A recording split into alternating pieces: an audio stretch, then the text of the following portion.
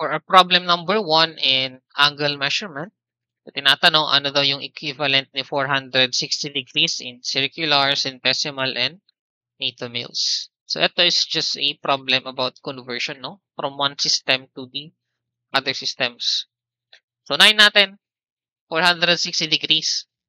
So ito siguro parang ano na din para ma-master natin paano mag-convert, no? So ang i-convert natin ay si 460 degrees. So doon muna tayo kay part A. So 460 degrees, ito yung ating i-convert. I-convert natin siya kay circular system. May circular system, anong unit ba yung ginagamit? So ito yung gumagamit ng pi radians na unit. Now, ang conversion natin, sabi natin, di ba? Sa isang revolution, sulat ko lang dito sa taas. So, 1 revolution, equivalent siya kay 360 degrees, equivalent siya kay 2 pi radians. So, merong centesimal dyan. Equal lang ito kay 400 gradients. So, you can use gons if you want, no? Pero gradients na lang gagamitin ko muna. And then, ito equivalent siya kay 6,400 natomil. So, yan yung nandun sa unit conversion natin, no? So, equal lang lahat yan. So, ito na rin mismo yung gagamitin natin to convert this angle. So, 460 papunta kay radians. So, dito, ito yung titingnan natin. So, sa isang 360 degrees, equivalent siya kay 2 pi radians. So, ang rule ng conversion, kung ano yung gusto mong i-cancel, yun yung ilalagay mo dun sa baba. So, ang gagawin kasi natin dito, i-multiply natin to ng sum values using the conversion. So, meron tayong numerator and denominator dun sa i-multiply. So, sabi natin, ito yung gagamitin na conversion. So, ang gusto mong i-cancel na unit, so gusto mo kasi ma-cancel si degrees, di ba? Tapos, ang gusto mong matira ay radians. So, kung ano yung gusto mong i-cancel, yun yung ilalagay mo sa ilalim. Ang gusto mong matirang units, yun yung ilalagay mo sa taas. So, dito si 2 pi radians. So, nasa taas si degrees, nasa baba dito, since multiply naman, magka-cancel yung unit niya. Ang matitira na lang na unit ay radians. Or sorry, nalagyan ko ng S, so rad lang, lagyan natin. So, ito na mismo. Ang matitirang unit na lang ay radian. So, we simply evaluate what's the value of this. Para siyang 460 times 2 pi over 360 radians. So, para mas madali, no, ito express na lang natin in terms of pi. So, ang i-simplify na lang natin, ano yung value ng 460 times 2 divided by 360.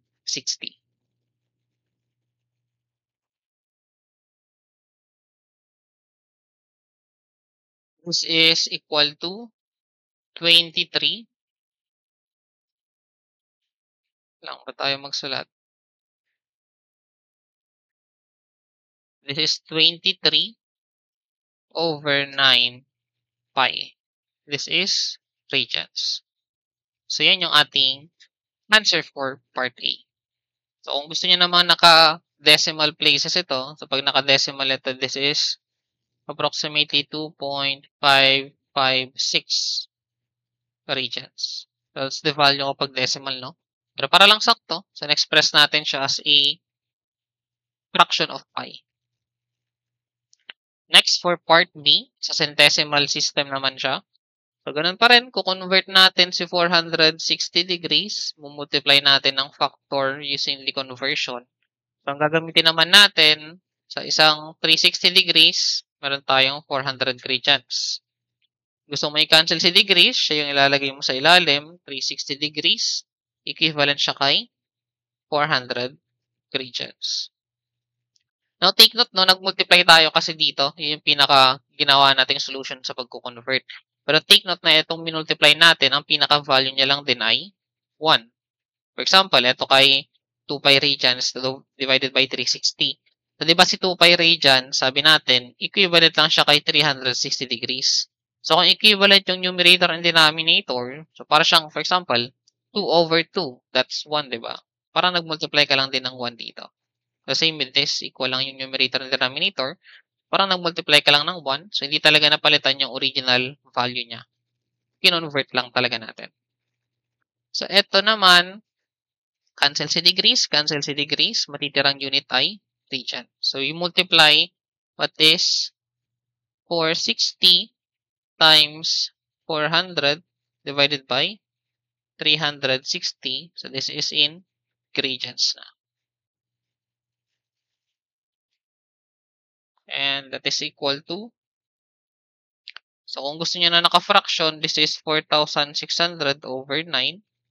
Or, pag decimal naman, this is 511.111 regions. So, this is our answer for part B. Lastly, for part C, so NATO mills naman. So, ito pa rin yung kino-convert natin na 460 degrees. Multiply natin. Ang gusto mong matira, mills, so yun yung ilalagay mo sa taas.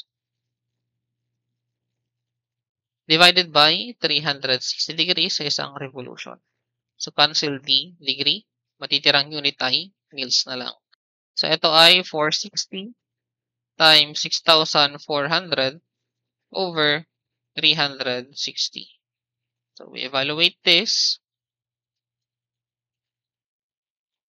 Ito ay, so medyo malaki yung value niya, no? Gawin na lang nating decimal. This is 8177.778 mils or NATO mils. And this is now our answer for problem number 1.